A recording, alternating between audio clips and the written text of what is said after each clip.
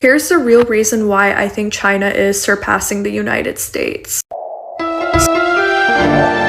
You have a higher income than Chinese, but you can afford fewer groceries than Chinese. Hello amazing viewer, this is Comfort for Life. I bring to you a compilation of TikTok videos together with famous social videos for educational purposes. If you're new here, consider subscribing, and to my returning viewers, I love and appreciate you for your immense love, continued support. I love you. Your love for this channel is on another level. I love you and I don't take it for granted. Let's dive into today's video.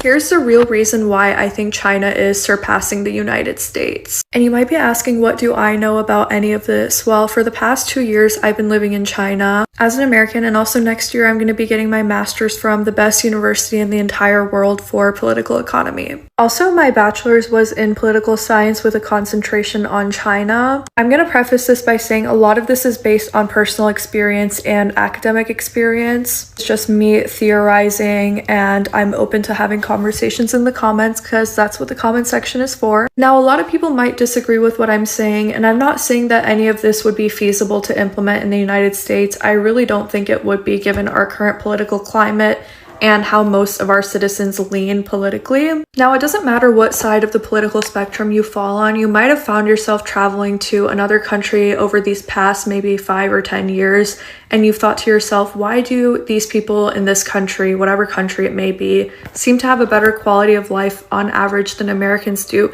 even though they have a smaller GDP or smaller GDP per capita than Americans do? In my eyes, these are the 3 biggest political issues that we have in the United States, and I feel like our politicians just don't address these things, and I feel like they're trying to always detract from what really matters. But I think we as Americans need to prioritize these 3 things at the forefront of our political issues, because I think a lot of our political issues stem from these 3 things. Now, I think these 3 main things are drug abuse, gun control, lack of adequate urban planning. Now, let's start with drug abuse. This is one of my biggest issues with the United States. If you've had the opportunity to travel anywhere in East Asia, you might notice that a lot of their cities seem more like utopias than any city in the United States. And a lot of that has to do with having a very productive working class. Now, if you want to know why the Chinese government is so stringent when it comes to drugs and drug abuse, just look at what happened during the opium trade. You can look into that.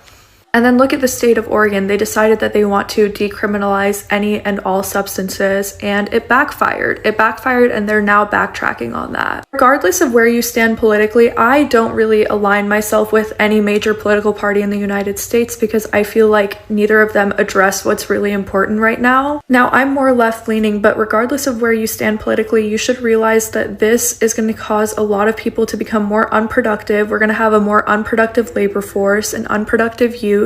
Then you'll notice a lot of 15-year-olds whose brains are becoming fried because they're using MJ. I'm just going to abbreviate it at that so TikTok doesn't take it down. What does that do for our mental health? Like, notice how all of these political issues trickle down and affect one another. Yes, I know that some people feel that this helps their mental health, but when it comes to children doing this at such a young age, and we all know what happens, there's an issue. There's a big issue with all of this. Portugal is another example of a country that tried to decriminalize any and all substances, and it failed. It backfired, and they're backtracking. Now, the next 2 things I'm going to discuss kind of go hand in hand. Gun control is obviously one of the biggest issues in the United States. If it were up to me specifically, I would ban any and all firearms. Now, I don't think any child should have to fear going to school, or any parent should have to fear sending their children to school. But if you really think about it, this is probably one of the biggest things that's affecting our politics in our country. Many countries in the world are able to successfully maintain democracy without arming their citizens. That's just a fact, and you can argue with me however much you want on it, but you'd be wrong. And if you really think about it, drug control and firearms, they have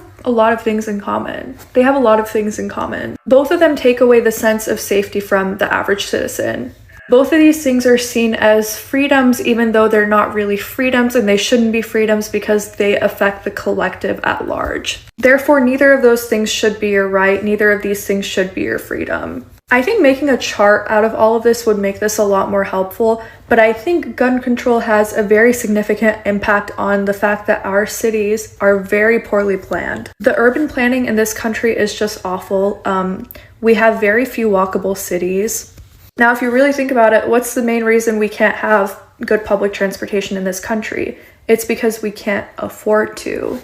Why can't we afford to, you might ask? Well, because our country gives people too much freedom. People are able to have guns and do whatever drugs they want unregulated, even though, like, yes, of course, there's laws against it, but they're not strictly enforced or as strictly enforced as they should be. That's why we see the NYPD failing to take care of their citizens who are being burned alive on their subways. But our cities quite literally can't afford to have police stationed at every public transportation site in this country. We just can't, we don't have the manpower or the resources to do that. And we're just overall a very inefficient society in the United States. We're very inefficient. Now, what does lack of poor urban planning also translate to? It translates to people not walking enough, people not getting their daily steps in.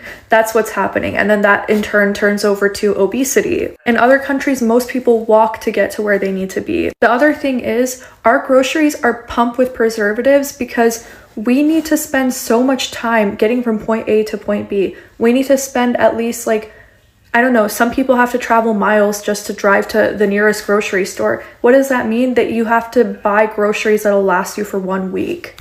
And that's why our groceries are filled with preservatives and artificial ingredients that have such adverse effects on our health. In most other countries in the world, you step outside of your house or your apartment and there's a grocery store on your block. That's how it should be. That is the best way to maintain efficiency in a society. And we can't have that because it doesn't make sense for the masses of American people to be consolidated into smaller, denser communities. And I'm going to say this for a lot of people who may not have had the privilege to travel. I know that's a large part of the American population, but in other countries, your produce will rot after maybe 2 days, maybe 3 days. In the United States, your produce can last you for over a week, which should not be the case. And that's because in most other places in the world, when people step outside of their homes to go grocery shopping, they don't buy a week's worth of groceries. They buy maybe 1 or 2 days worth of groceries, and then they'll go again the next day. And that's how we maintain efficiency. We don't have efficiency in this country, and that's the problem. That's why the majority of people feel unsafe, majority of people feel depressed. And not to alarm anyone with what I'm about to say next, but when I first came back from China to the US after being gone for 2 years, I couldn't even put the food in my mouth. You guys have no idea how sick I felt for the first week that I was back. And to this day, I've been here for 6 months. My hair has still been falling out ever since I came back. My hair never fell out in China. My hair was never falling out. I still cannot eat the sweets here. They're way too sweet. I have been avoiding sweets for so long, ever since I came back, and I can't eat fast food anymore. I can't go out to eat anymore. The food here is just way too salty for me. Can barely even put it in my mouth. And we're just being poisoned. We're genuinely being poisoned in this country, and no one talks about it. No one wants to act like it's a political issue, but it is. It is, because it's our health, and our health is very important to us. In most other countries, your friends are maybe 3 subway stops away from each other. Imagine how fun life would be if you could just step on a subway and feel safe and just see your friends whenever you wanted to, or see your family. That's how life should be. That's how life should be in the richest country in the world. And the idea of consolidating people into smaller, denser areas would also probably fix a lot of our environmental issues and concerns. If you know anything about urban planning, you'll know that East Asian countries have some of the best urban planning in the entire world. And if our country was less car reliant, people would be living healthier and happier lives. 2025 is the year that China defeated the United States ideologically.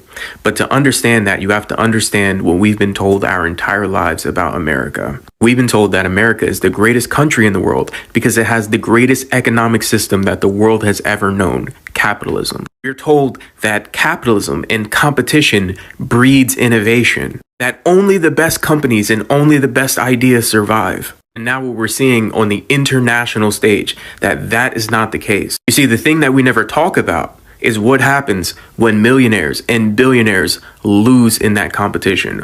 What happens when they lose in that marketplace? What happens when Native Americans don't want to sell their land? What happens when black families have prime real estate in New York and Los Angeles and don't want to sell their property? See, that's when the rich run to the United States government to use their violence to take it anyway. What happens when workers get together and say that they collectively want to be paid more money? They run to the government to put down the strikes. You see, underneath the mask of capitalism is just a guy with a gun. We're seeing it in real time right now. American companies could not compete. They could not innovate. So they do what the rich have always done, and that's run to the United States government. And it's not even just TikTok. It's Chinese phones. It's Chinese cars. The wealthy American elite get a sandbox where they're allowed to play without The clip I'm about to display is going to shed the light on the few comments that I've been getting through the comment section. There are people who are speaking of Americans having like the solution to all the problems they're facing, things that are making them cry on the internet that they can't afford life, will be for them to make more money. Do you really think that Americans need more money? You have a higher income than Chinese, but you can afford fewer groceries than Chinese. Let me show you something. We assume the currency exchange rate between US dollar and RMB is 1 to 7, which means 1 US dollar equals 7 RMB. But in fact, you can only buy 3 eggs with $1 in the United States, but Chinese people can buy 10 eggs with 7 RMB, which is $1 in China. That means RMB has a much bigger purchase power than US dollar. That is something that the currency exchange rate and GDP cannot explain. It is called purchase power parity. It takes into account both the currency exchange rate and the price of many goods. It is usually used as a more reasonable measure of GDP. I'm not an expert in this field, for sure. I'm just trying to tell you the truth of so-called prosperous economy that someone portrayed to you. Maybe Americans need to redo their high school math. Talking about demand, the US doesn't even have 10% of the world population. The US is controlling more resources than it's supposed to by bullying other countries. Everyone's loving those Chinese factory videos that break down the real cost of luxury goods. So here's a medical version. I was talking to a medical rep recently, and she casually mentioned that 1 unit of donated blood costs the patient about $1,000. Let me repeat that. A free product donated out of the goodness of someone's heart gets billed for $1,000. Now, I know there are fees, processing, testing, storage, transport, but those costs are spread out across thousands of units, and nonprofits like the Red Cross aren't Gucci. So how much of that price is actually necessary, and how much is pure upcharge? If you work in billing, blood banking, or healthcare admin, spill the tea. Let's be like those Chinese manufacturers and expose the real cost of production. So why China doesn't pay better wage to their people? Have you heard of something called market economy? You are free to work for whatever wage that somebody else provided. There's no third person tell you how much you need to work for or how much you need to charge to another person. The market decide. If you charge too high, nobody works for you. If you charge too low, you lose money. There's an invisible hand that decide how much wage is a fair wage. That's the basic of market economy. So basically, China is a capitalist country. Government has nothing to say about the wages. And it is from the West that China learned something socialism. For example, minimum wage, right? So the government is deciding the minimum wage that workers should get. That's socialism. So China is learning socialism. from the West. I'm seeing all these videos about how China is way better than people thought it was. I just came back from China a week ago, and here are a few things that absolutely blew my mind. First thing is the infrastructure. The cities there are 30 years ahead. The electric cars everywhere. The roads are in perfect condition without a single pothole. There isn't a single litter in the street. Everything is clean. They also use AI to prevent traffic and guide lights accordingly to keep the traffic moving. I mean, just look at this. The architecture is straight out of cyberpunk, and the cities light up at night. The second thing is the futuristic vending machines that they have everywhere. You can get absolutely anything, and the crazy part, if you forget your phone or you forget your wallet, it's okay because you can pay with your face. And their version of an Uber X is a 2025 electric car. When you get into it, there's amenities. You have water bottles, you have gum, and it's like $5 to get from one side of the city all the way to the other. And they have bullet trains that go 200 kilometers per hour. For example, when I was there, I went from Shenzhen to Hong Kong, which would be like an hour drive. It took me 10 minutes with the train. And the robots everywhere. I'm telling you, you're in the future. Robots are cleaning the streets, robots are delivering food or packages, and it's fast because they use drones. You know the difference between the way China does it versus the way America does it? No. The difference in like TikTok in America is like dances and people doing pranks and people doing things to try to get viral views.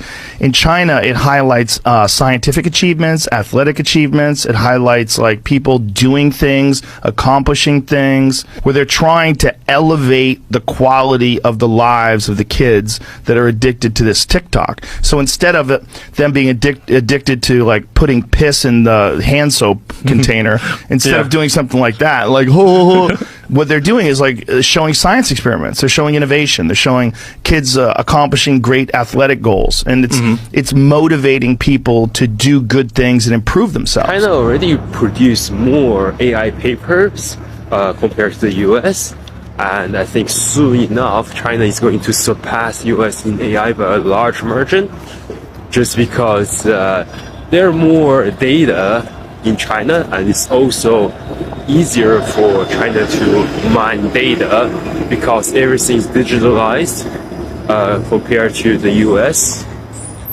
and there's just more talent in AI as well.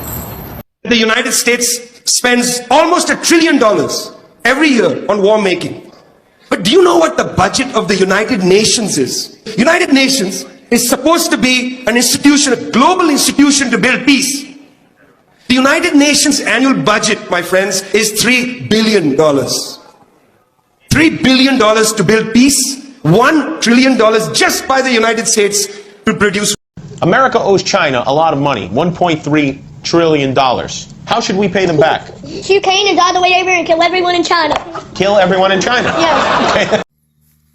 I've had enough. Yeah, I've had enough of this horse shit. I don't give a shit what kind of law you make. I ain't going to follow it. I ain't paying my taxes this year. I just don't even care. I'm not going to be ruled by tyrants. I'm done. No taxes. I'm not following your goddamn laws that you make that are arbitrary and unconstitutional. I just ain't doing it. I've had fucking enough of your bullshit. Washington State, Oregon, California, kiss my ass. I ain't following no more laws. No more new laws that don't make no sense. Your little snitch line and all your bullshit you got going on, I'm not doing it. I'm not funding your scams and your NGOs and your fucking bullshit. Your wars, your thieving. Yeah, thieving. You loudmouth politicians that don't give a fuck about the common person. I'm done. I've had enough. I am no longer going to participate in your horse shit. And I don't give a fuck what you try to take from me. I come into this world with nothing. I'll go out with nothing. I don't give a fuck. Fuck you and fuck off. And on top of that, you best leave me the fuck alone, because you won't like the results if you come out here and try to stomp on my neck. It won't end well. I'm old. And I'm mean as fuck. Leave me alone.